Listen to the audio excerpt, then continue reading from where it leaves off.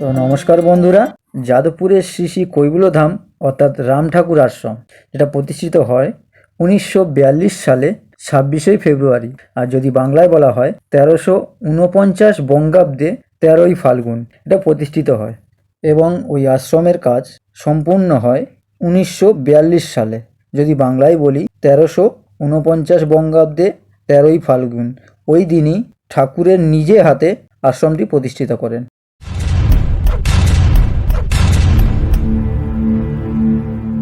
সাইডে মেলা বসেছে, লোকজন বসেছে, তবে রাস্তাঘাট অনেক পুরো ফাঁকা,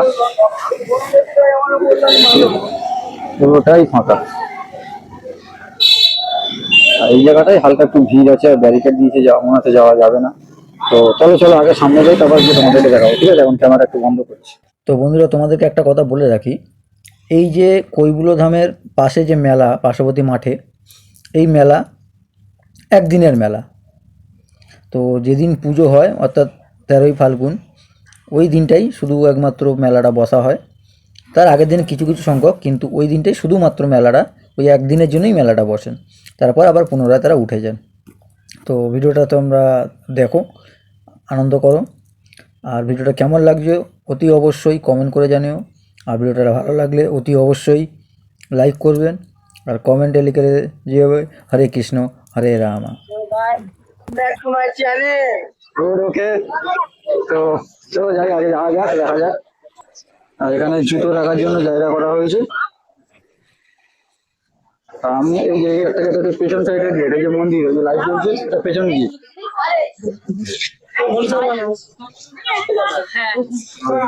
চলো এখান থেকেই ঢুকি, ভেতরে ঢুকলাম আমি, ঠিক আছে? আরোই যাবো। আর এই সামনেই দেখতে পাবে রাম ঠাকুরের আশ্রম, জয়রাম লেখা আছে। এই মন্দিরের ভেতরেই গুরুদেবের ছবি ওখানে রাখা আছে। তো তোমাদেরকে বলে রাখি একটা কথা, প্রভু এখানে 1940 সালে রাম ঠাকুর উনি এক ভক্তের বাড়ি এসেছিলেন থাকাকালীন। তো ডক্টর ক্ষিতিভূষণ সেনের সঙ্গে কথাবার্তা বলায় তিনি তার একটা জায়গা ঠাকুরের নামে দেয়। আর এই সেই জায়গা যে ঠাকুরের নির্দেশ অনুযায়ী ঠাকুরের বাড়ির নকশা তৈরি করা হয়েছিল। আর সে তৈরি করা হয়েছিল 1942 সালে, যদি বাংলায় বলি 1349 বঙ্গাব্দে 13ই ফাল্গুন। আর ওই দিনই ঠাকুর নিজে হাতে এই আশ্রমটি প্রতিষ্ঠা করেন। তো বন্ধুরা, আর একটা কথা না বললেই নয়, তো এই ঠাকুর বাংলাদেশ চট্টগ্রাম এবং ভারতের বিভিন্ন জায়গায় আমাদের এই ঠাকুরের আশ্রম আছেন। তবে একটা কথা বলি, আমাদের এই ঠাকুরের সবচেয়ে প্রিয় এই জায়গা ছিল এই কলকাতার যাদবপুরের এই রাম ঠাকুর আশ্রমটি, যেটি কৈবল্যধাম নামে পরিচিত। এছাড়াও এই আশ্রমে সকাল বিকেল ঠাকুরের অর্চনা, পুজো পাঠ, নাম কীর্তন, হরিনাম, এখানে সব সময় দর্শনার্থীদের কম বেশি ভিড় লেগে আছে। আর সবচেয়ে চিন্তার বিষয় বা ভাবার বিষয়, প্রভুর স্বীকৃতিতে এখানে ভোগ এবং থাকারও ব্যবস্থা করা হয়েছে। যে ভক্তরা কৈবল্যধামের কাছে আসবে বা কৈবল্যধামের কাছে আসবে বা রাম ঠাকুরের কাছে আসবেন, তাদের জন্য ভোগ ও থাকার সুব্যবস্থা করা আছে। তো আপনারা আসুন।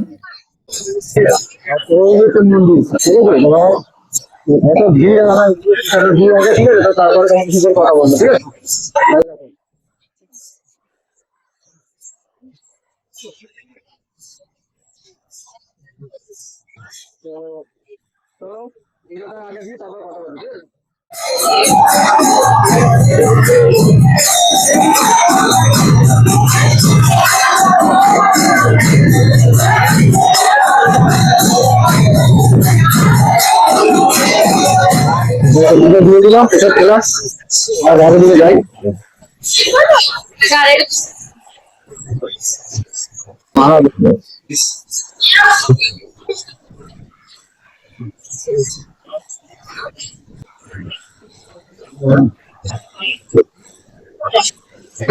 শোয়ার ঘর।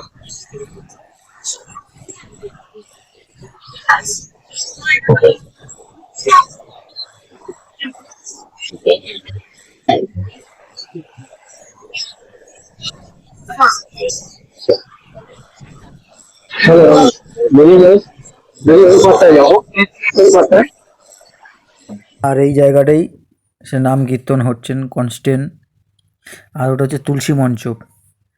তো আমি কি করব, এই নিচটা দিয়ে যাব, এই নিচটা দিয়ে গিয়ে আমি বাঁদিকে ঘুরে যাব তুলসী তলাটার একদম ঠিক সামনে। এই যে মালাটা দেবো, মালাটা নিয়ে তুলসী মঞ্চপটা দেবো। আর এগিয়ে যাচ্ছে তুলসী মঞ্চপের দিকে। দেখে তুলসী মঞ্চপটা কত সুন্দর সাজানো আছে, খুব সুন্দর লাগছে। আর এই তুলসী মঞ্জপই হচ্ছে সব কিছুই এই আশ্রমের। বলা হয় নাকি এই কৈবল্যধাম বা রাম ঠাকুর আশ্রমের সবচেয়ে পবিত্র তুলসী মঞ্জপ এটা। আর এটিকেই এখন পুরো ঐতিহ্য বা ঐতিহাসিক হিসাবে স্মৃতিবহন করে চলেছে আজও চলে আসছে এই তুলসী মঞ্জপের এই জায়গাটা। আর ভিডিওটা কেমন লাগছে অতি অবশ্যই তোমরা কমেন্ট করো, ভিডিওটা লাইক করো, আর অনেক অনেক করে শেয়ার করো। তো এই তুলসী মঞ্চপের যে দায়িত্বে যে দাদা ছিলেন, তো দাদাকে বলে একটা ছবি তুললেন। তো দাদা নিজে হাতে ফোনটা নিয়ে আমার ছবি তুলে দিলেন। এই হচ্ছে তুলসী মঞ্চপ, আর ওই যে গুরুদেব নিচে বসে আছেন। তো অপরূপ লাগছে। কেমন লাগছে আবারও বলছি, অতি অবশ্যই কমেন্ট করো, আর কমেন্টে লিখে রাখো জয় রাম জয় রাম জয় রাম।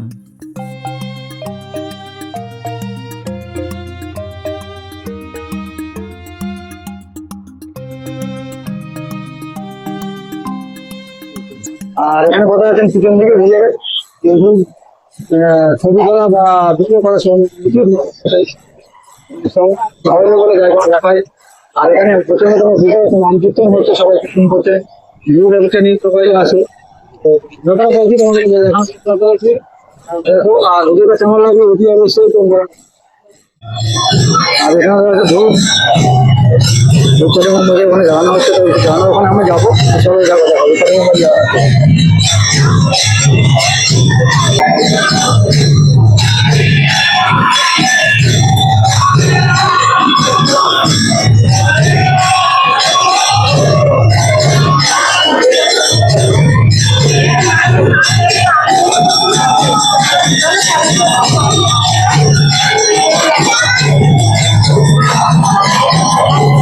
আর এটা বেসিক্যালি ভিড়টা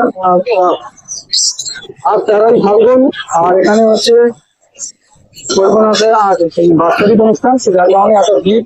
আর এখানে ডেলি লোক হাজার লোক খাওয়া দাওয়া ওখানে খাওয়া দাওয়া করে, খাওয়া দাওয়া করে। এখানে দীক্ষা নেওয়া হয়, এখানে দীক্ষা দেওয়া হয়। এখানে কাউন্টার করা আছে,